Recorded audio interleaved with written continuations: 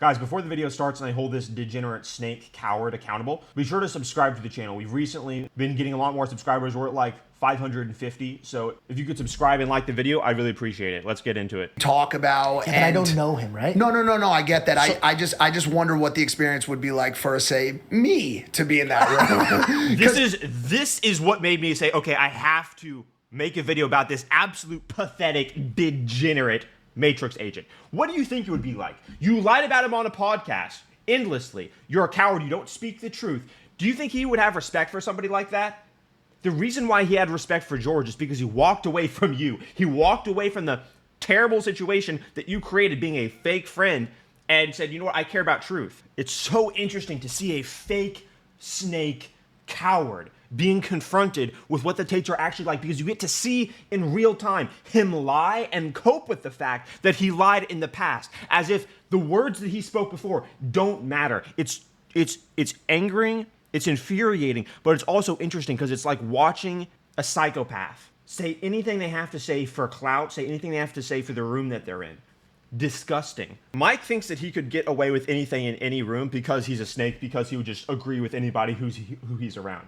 If he was around me, that wouldn't work. I would say, you are a coward. You lied about an innocent man repeatedly. And then I would just look him in the eye. Fearless, the way he stood on what he wanted to do. I understand why there's a lot of men that want to listen to him. I think there's the statement.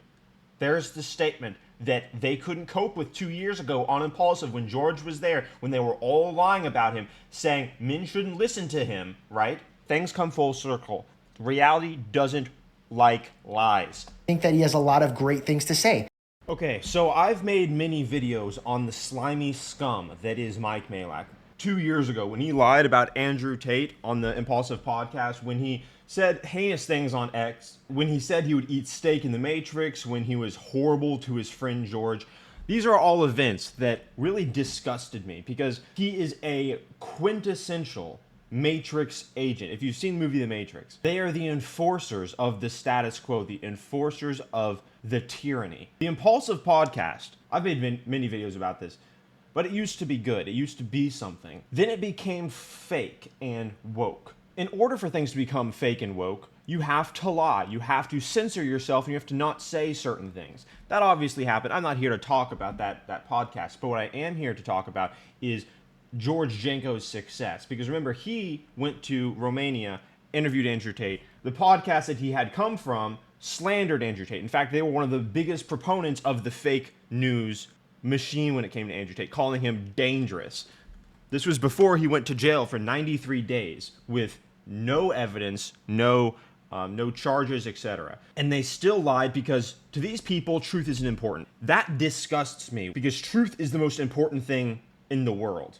So George Janko, the guy that made his own podcast, the guy that has come a long way, he still has a way to go, but he's come a long way, is confronting this guy that did him wrong in more than 100 different ways, probably more than 1,000 different ways, still calls himself his friend because this guy's a clout chaser. He will go wherever he's required to go. He'll say whatever he's required to say. If the official narrative of Impaulsive was to stand behind Andrew Tate, he would have stood behind Andrew Tate. He's a fake person. I've called him a coward myself on X. He's responded to me. I've called him a coward multiple times. This is somewhat of an interesting podcast if you have the time to watch basically a coward being confronted for 2 hours. But the part that I'm going to show you is just a couple minutes long when Mike, and I'm going to analyze the heck out of this because when I saw this, I was like, oh my gosh, I can't believe, well, I can believe actually because the Matrix agent doesn't have editorial control over what goes on to this YouTube video. So you get to see the authentic face of a fake coward when talking about Andrew Tate. Okay, so here it is. I was excited because I was like, oh, cool, good food. Anytime I get out of America, I'm Wait, just like where excited. were you exactly again? Romania. Old Town, I think it was called. Was it Old Town? The people were amazing. Asking, wait, where is Andrew Tate again? Romania. Yeah, where do you think? Yeah. It felt very safe. Yeah. It's disgusting. This guy pisses me off. And just... Vampires look like. Do you know what it felt like, bro? It felt like and I'm not here to just like gas the trip or like make it seem like it's more than it was. Me and Reed always laugh because it feels like we just met the mob. Like we did an interview with them I and get just, that. like, No, I get that. It was just a really cool experience. But what was the? So what was your first impression? Okay, I gotta do a recap. I made a video. I'll put the thumbnail up on the screen of George Janko going to meet Andrew Tate in Romania. Your previous best friend, who was a great man to you guys, you pushed away due to your fakeness, due to your immorality. And as a result, he went and partnered with the man that you slandered, who's 10 times more influential and famous than you are, and he brought him cookies and candy. Then he got his own career, started a show that is proportionally doing much better than yours. Question of Andrew. Fakeness loses, bro. Fakeness is losing in this decade. Bro, I'll never forget it. Because this is my first big guest, and I think I'm gonna I think this is gonna do well. And David slides into the door. He goes, "Oh, he's here," and then he's super tall, bro, and like it's super intimidating when he has Pop up that thumbnail again, bro. Oh, this is exactly what I'm talking about. So many bodyguards around him, and he came in and he just like, it was a sweet and sour thing. It was like I was so nervous, but when he stuck his hand out and smiled, I felt safe. Like I was like, oh, he's not here. Well, because you also knew that he supports you and what you talk about. And this is so interesting to see Mike Majlak, a fake Matrix agent, acknowledge that Andrew Tate is intimidating and that he's physically capable, presumably because he's a kickboxing world champion, but also just to see one of his haters, one of Andrew Tate's haters, admit that Andrew Tate is scary is it's a very cool thing to see because it's an admission of objective masculine competence. You can either go one of two ways. You can deny objective reality and then you lose credibility to even a greater extent, or you acknowledge objective reality and is objectively immensely capable in masculinity. You saw Ace3 do the same thing like 2 years ago when he said Andrew Tate and his brother looked scary. I don't know him, right? No, I get that. It's like when Tate says the people who hate him are like rabbits. Supports you and what you talk about. Yeah, and I don't know him, right? No, I get that. So, I just wonder what the experience would be like for, say, me to be in that room. This is what made me say, okay, I have to make a video about this absolute pathetic, degenerate Matrix agent. What do you think it would be like? You lied about him on a podcast endlessly. You're a coward. You don't speak the truth. Do you think he would have respect for somebody like that? The reason why he had respect for George is because he walked away from you. He walked away from the terrible situation that you created being a fake friend and said, you know what, I care about truth. You don't care about truth. You care about attention and clout. That's it. And yeah, it's pathetic. It's beyond pathetic. But listen to what he says next. Because we've spoken and he's asked me to come on and not for, see, you crushed it because you did it for your show. Yeah. We've had back and forths before. Imagine how, dude, this is like the H3 saying, yeah, to Fresh and Fit, yeah, you can come to our studio, but you have to be vaccinated. It's a fake statement. You were never going to go visit Romania because you know that you would be forced to be authentic in person. When you're in person surrounded by men who are like real life dudes, and they're more famous than you, they have more clout, but they're real life dudes, and you have some clout, but you're not even a real life guy. You will say and do anything because you're fake. They wouldn't have respect for you, and they would force you into a frame of authenticity which you don't know how to operate within. So let's not pretend you ever would have gone to Romania and that they would have respected you. Or debates where he's said, come on my show, which I would happily do. He just wanted me to come to Romania, and I said to him, like, it's now with everything that's going on in Gaza, I really just don't want to be doing too much over there. Like I'm popping to Saudi or popping. Think how low IQ that is. Oh, I'm not going to go to Eastern Europe because of Gaza. What is wrong with you? Low IQ. It's just low IQ. To Dubai now. It's just, the world feels weird right now. You know what I'm saying? And like, I know it's weird coming from me when we were flying into an imminent drone attack. I felt like I made a friend. Like we still chat. Yep. I just invited him to the cigar lounge that opened up. And as a joke, I was like, it's my thank you for kickstarting my podcast. Because, like, bro, like, we took a break in between. It was like a few hours, but in the middle, we took a break. And when we were on our way to the bathroom, he just looked at me. He goes, this is going to go crazy. Yeah. And, like, when he said that, I was like, I agreed with him, and I knew it was going to do well. I just didn't know it was going to, dude. It pushed me to a whole different level. I mean, I would say that you probably have, like, the preeminent Tate interview, right? Like Patrick Bet-David has the preeminent Tate interview. George Janko's interview was great for George Janko. That's the person who was the best for it. It was a great interview, but respect goes to PBD. Like what you were able to do by way of disarming him from what is generally a pretty passionate but defensive Tate because of the amount of attack that he's under from a daily basis. And if you're watching this, maybe you think it's right, maybe you think it's not right, whatever the case. If you're under... See, look how much of a coward this guy is. The women have dropped the charges. They've been exposed for lying. Openly, the tapes have been leaked from the phone companies. They've been exposed for making it up. It's completely fake. The world knows it's fake. But this guy is held hostage by lines he can't say. Statements he can't make because it would interfere with the woke tyranny. The woke tyranny is falling. But what's interesting is that some people are doubling down on the woke tyranny because they don't want to admit, they can, but they don't want to admit that they were lying the entire time because that's humiliating. He falls into this category. Impaulsive falls into this category. Many other podcasts do as well. They went along with the COVID thing. They've purported lies for years. And so to admit that they were wrong about something so fundamental to their axiomatic required belief set would be ultimately humiliating, and it would require them to use logic and rationality to then vet everything else they believe, which would result in everything that they believe collapsing. So it's like a positive feedback loop of believing false things. Or that level of bombardment all day from the internet, you tend to be a little bit quick to... This is also just delusional and narcissistic. What are you talking about? Most of what Andrew Tate gets online is still love, always has been love. He gets millions of views on his Rumble videos. On Rumble. Do you know how many views that would be if it was on YouTube? Like 10 million plus. Andrew Tate literally prints money from his online store, selling resist the slave mind stuff to men across the planet. He's not defensive. In fact, you're being defensive because for the last hour and a half, you've been exposed as being a terrible, inauthentic friend. React and combative, which is part of his brand. People are recognizing that this is the old version of YouTube. This is inauthentic. This is not the type of person that is interesting. It just isn't. And I was able to tell this like in 2019. I'm like, okay, there's not really anything to this guy. But and I don't mean that in a bad way. I just mean the richest person in the world. You started 3 of the biggest companies in history. But the way that you were able to humanize and disarm him to a point where he just felt really comfortable. I mean, I don't think I've ever seen anyone give him advice before. And like to see you like... It's from it. I learned a lot from him. When he took me back to his house and I got to meet him and his brother. This is interesting.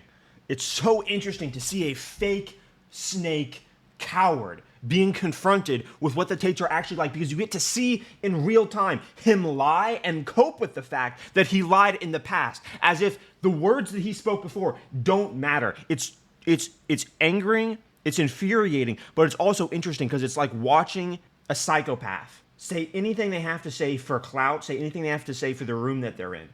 Disgusting. The conversations that they gave me behind closed doors, me and him talk about it till this day.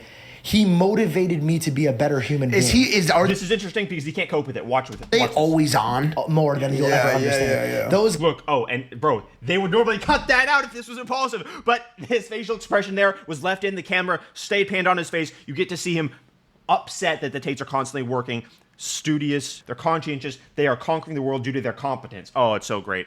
These guys are the realest deal I've ever seen, and I'm not just saying that. No, to I suck know. up. No, I know. That's why I only ask because that's what I assumed. No, bro, it was motivating. And like when I was with him, the way that he talked and the way he talked with his brother, obviously there's some stuff that I was like, ooh, I would never do that. Yeah. But that's his behavior through his history. Well, he's also in a different place. It's his life. Like he has to deal with that with him and God. Bro, Mike thinks that he could get away with anything in any room because he's a snake, because he would just agree with anybody who he's around. If he was around me, that wouldn't work. I would say, you are a coward. You lied about an innocent man repeatedly. And then I would just look him in the eye. It's on camera. You lied about him repeatedly. But there was a lot. He's one of the few individuals that when I stood with him, it made me better. Mm-hmm. His presence made me better, and that's all I. You can't cope with that. Ask out of my neighbors. More. He tried to boil it down there to just confidence, more brashness, but that's not what George is going to agree with. Watch this. The way he asserted himself, the way he talked, the way he taught me his way of life, the way he was fearless, the way he stood on what he wanted to do. I understand why there's a lot of men that want to listen to him. I think there's the statement. That they couldn't cope with 2 years ago on Impaulsive when George was there, when they were all lying about him, saying men shouldn't listen to him, right? This was before George went and brought Andrew Tate candies in Romania. Things come full circle. Reality doesn't like lies. I think that he has a lot of great things to say. He's not Jesus Christ, and that want to listen to him. I think that he has a lot of great things to say. He's not Jesus Christ, though, so he's not going to be perfect. Right. I went into that knowing that. I know that this guy's an influential man, and when I see this man, I know that God's using him. Regardless of how he feels it, I know that God is using Andrew Tate to mend or bend to the will of what God's will is. It's because I never went in there with the mindset of like, I'm going to clickbait him or I'm going to say this or blah, blah, blah. I just People that do that always lose, as you're seeing manifested here. went in there as a student to learn from what other They get brought on and interrogated for 2 hours about how they're fake, terrible friends with no morals, they're spineless, and they're cowards. That's what happens to liars. and learn from. And I wanted to see what I could learn. And through that, we just discussed ideas and traits. And him being like, oh, you gave me something to think. It wasn't like in a way where I was like, here, learn this and get back. That's just the way, like, intellectually serious men operate. If you are talking to somebody who's intelligent, who's an expert at something, you're going to come away better off than you were before because he's going to have said something that you had not considered before. This is just the way things operate. So that's not like a watershed moment. People are acting as though that's somehow surprising for Tate. It's not surprising at all to me that would happen. It's completely ordinary and expected because as a professional, Andrew has to confront reality constantly. And he has access to men that are more competent than him in different fields. He even spoke to Elon Musk on X at some point. You know what I mean? So that's just the way improvement works. As much as the audience or you or anybody wants to think I'm there like, this motherfucker. Me and David are sitting there like, he got fucking Tate. He actually went to Romania. I'm like, this is a moment of growth for him. He's traveling to these crazy places. And David, I'll be honest with Me you. and David never stopped. He wants to pretend like the narrative of holding him accountable has a life of its own and is somehow orchestrated by haters of him, when he's the person who psychopathically mistreated his own best friend to the point where he had to leave his own podcast, start his own podcast, and then bring you on to hold you accountable. The fact that you're here invalidates this narrative that you're trying to promote of, oh, Logan and I really just love everything you're doing, and we weren't jealous at all that you started thriving, collaborating with the man that we slandered even after we mistreated you. We know that Mike's a coward. We know that he doesn't like to be held accountable because he's not a real person, and yet he is being held accountable right now. Stop talking. David was cheering for you more than anyone. Bro, we talk all the time. David was like, how weird George is that, Janko is though? the real #1 podcast. Like, guys, Brought Tate candies, started his own career. Guys, authenticity is what matters. I think George Janko is a more valuable brand than Impaulsive, in my opinion. Because Impaulsive is fake, it's corporate, it's soulless. George Janko's a real human. It was incredible, and then you followed it up with another one, and it was like, damn, dude, is he gonna be getting fucking 20 to 30 to 50 billion views on every podcast? Is he George Rogan? I was like, what? I was like, dude, this is crazy. But Everyone knows George was mistreated. Everyone knew he was a real person, and he was too real for Impaulsive.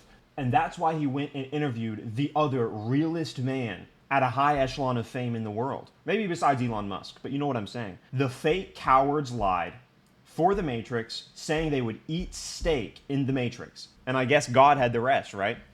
I would hate to be Logan. Oh, man.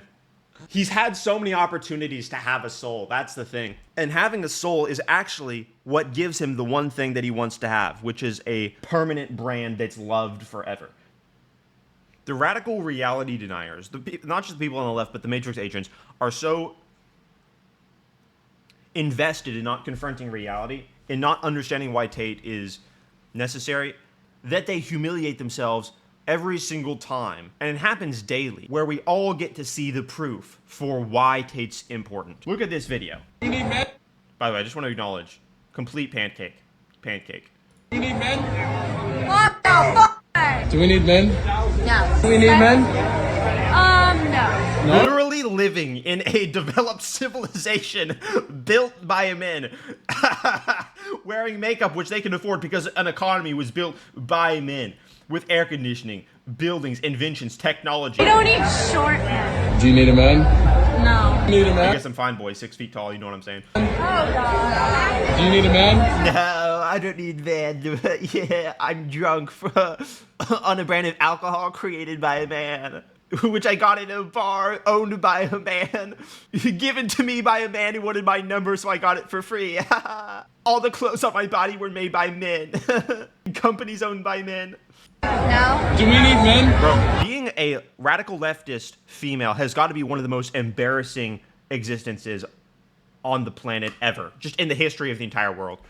Why? No. Do we need men? I just say things. Again, the most embarrassing existence in the history of the planet. This is it. No. No? Do we need men? We need men to make us stupid. Do we need men? Do we need men? Do women need men in this world? Do we need men? No. Why? Okay, guys, so this is a clear statistical trend. It is anti-reality. Women repeatedly say the opposite of what's true. This means that they are opposed to objective reality. This is the reason why women overwhelmingly, when they're single, vote for a man with dementia. Because the image of a masculine billionaire is too overwhelmingly triggering for their broken minds, literally broken psyches. Proclivity to abide in left-wing authoritarianism is defined by a feminine temperament and low verbal IQ. And people like this snake are so wretchedly oblivious and in denial about literally what's going on in the world that they lie about the answer to this. Tate is teaching men to become the answer to this. This video just goes on and on and on. I might make another video about this, actually. People's minds are broken to the point where they don't even realize the world that they're living in. They don't realize we're living in a falling society where there are people dedicated to saying the opposite of the truth in the image of their resentful, incoherent ideology. These women are saying the opposite of the truth to spite the nose on their own face. Because reality, like masculinity, is objective and holds the broken and the degenerate accountable.